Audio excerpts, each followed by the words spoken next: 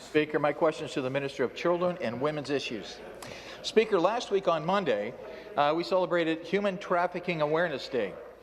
We heard from the Solicitor General and this minister about the devastating impact trafficking can have on individuals and their families. It's also unimaginable that someone would do something so horrific to another person. We also heard that many victims are children and youth, which potentially robs them of their well-being and futures. This type of crime is disgusting, and it cannot be tolerated. In my riding of Chatham-Kent-Leamington, I've held town halls to raise awareness about this issue. I'm also proud to say that I've held 3 public seminars. The last one had in excess of 600 people present, comprised of parents, grandparents, students, children, teachers, etc.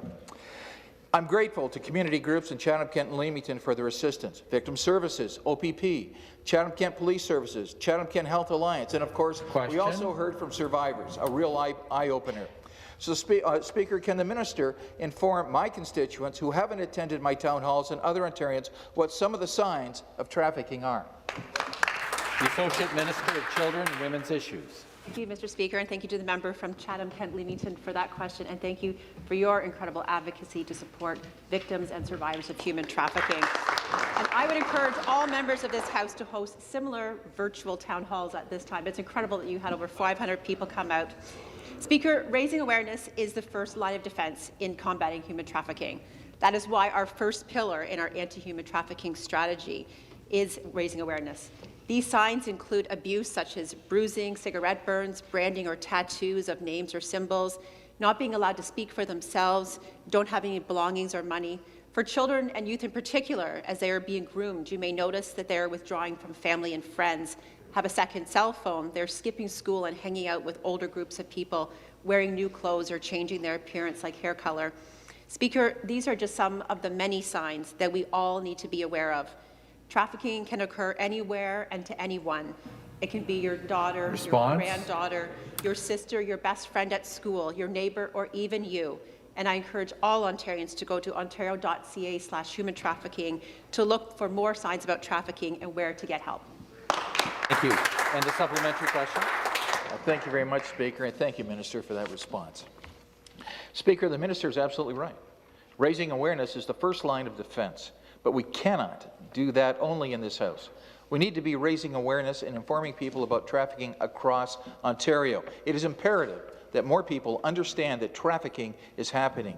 And it's also equally as important that individuals know where they can go to get help. So I thank the Minister for providing that website, and of course the phone number is on that website. Speaker, one thing I often hear when speaking about this issue that it only happens in big cities like Toronto and not in small towns or areas like mine.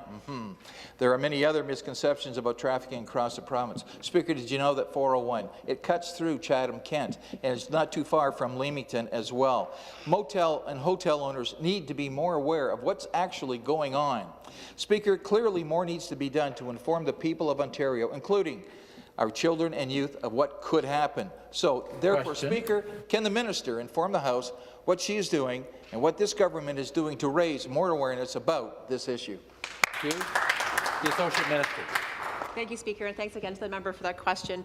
Speaker, human trafficking can happen anywhere and to anyone, and it is not limited to big cities. That being said, children and youth are more targeted and more vulnerable, as well as Indigenous women and girls, to us LGBTQ+ individuals, and those in the child welfare system. That is why we created programs last year to help these individuals learn about the signs for themselves and for their friends. I want to commend again the Minister of Transportation for working to raise awareness at en routes across the province. Speaker, I am also so proud of our government and the campaign we launched to raise awareness. As many in the House have seen, we have worked to create ads for children, youth, and parents so they know the signs. These ads can be seen across different media platforms. And I also want to encourage everyone to go to Twitter and check out @StopTrafficking to learn more. It's a great tool and full of information.